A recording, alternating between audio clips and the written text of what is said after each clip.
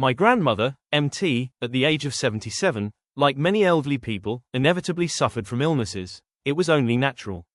I still remember it was September 22, 2019, when she suddenly had a stroke. I rushed her to the provincial hospital in KH. The doctors did their best to treat her, but in the end, they could only preserve her life temporarily. Her body remained paralyzed, she couldn't walk, lay in bed all day, and could only eat a little porridge each day. All the caregiving, cleaning her, feeding her, changing her clothes, was done by me. Every morning started with carrying her to the toilet and cleaning her, but even then she couldn't urinate, so the doctors had to use a catheter. On top of that, she developed confusion. What is it called in English again? Alzheimer's disease. She could no longer recognize anyone, as if all her memories were covered by a thick fog, nothing clear anymore. Grandma, do you know who I am? I lowered my voice and gently asked her. I already knew the answer, but I asked anyway. She lay on the hospital bed, squinting her eyes, wrinkles gathering as if trying to help her see more clearly.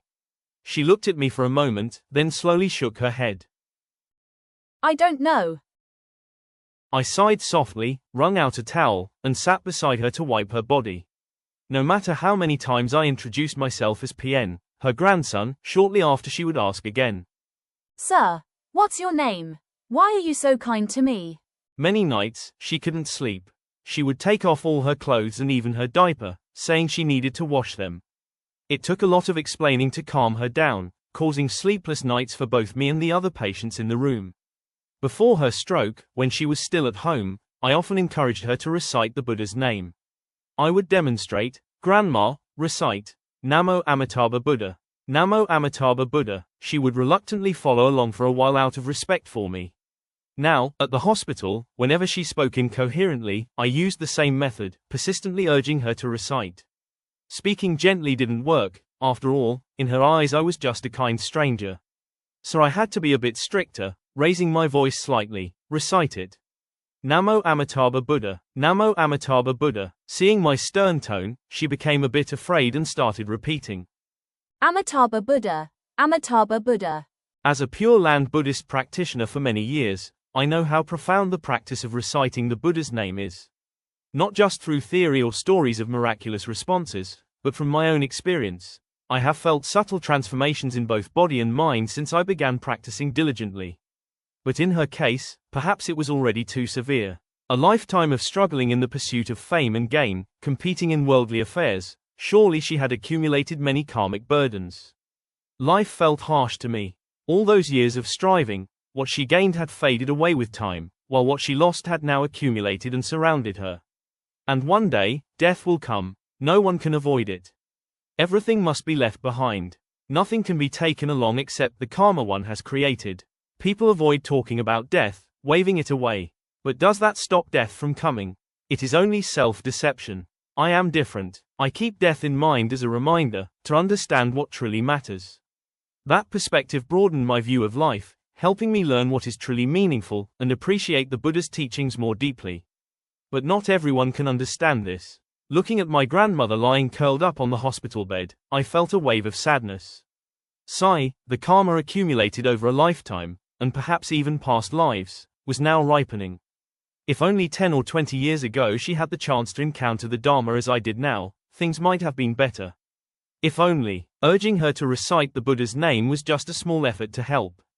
If it brought miraculous results, that would be wonderful. If not, it would still plant good seeds for her future lives.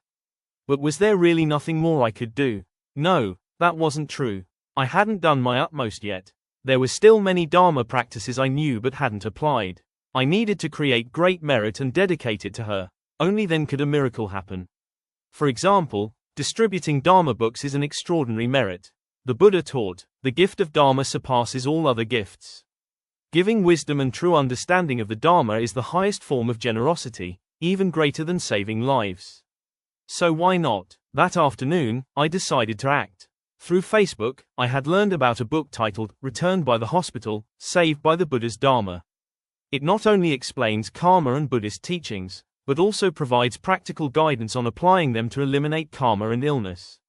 Readers can not only find ways to heal effectively, but also increase merit and wisdom, resolve karmic obstacles, and form good affinities with the Dharma for countless future lives. The benefits are immense, so I chose to distribute this book and dedicate all the merit to my grandmother, praying for her recovery. I searched on Google and easily found the book file online. I downloaded it and, each day, copied one section to post on my fan page and other Facebook groups I could access. I kept doing this until the entire book, nearly 30 posts, was shared, receiving strong engagement from the online community. Nowadays, fewer people read books compared to the many who scroll Facebook.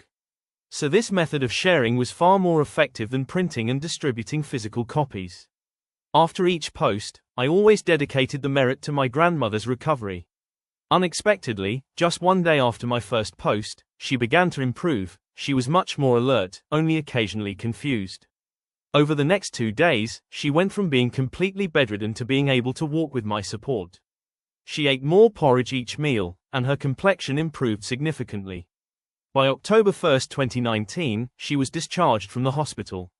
The next afternoon, I asked her to try walking alone in the living room, reciting Namo Amitabha Buddha with each step. And she did it. I felt overwhelmed with joy watching her slow, steady steps. I kept a Buddha recitation device playing beside her continuously so she could follow along. This helped her memory recover very quickly. A few days later, she had almost fully recovered. No confusion, able to walk and live normally, though still a bit weak and needing nourishment.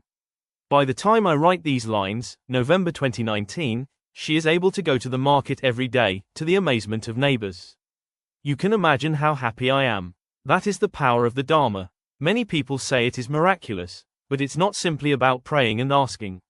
No, the true miracle only comes when we actually practice the Buddha's teachings. I did, and this is the result you see. What about you?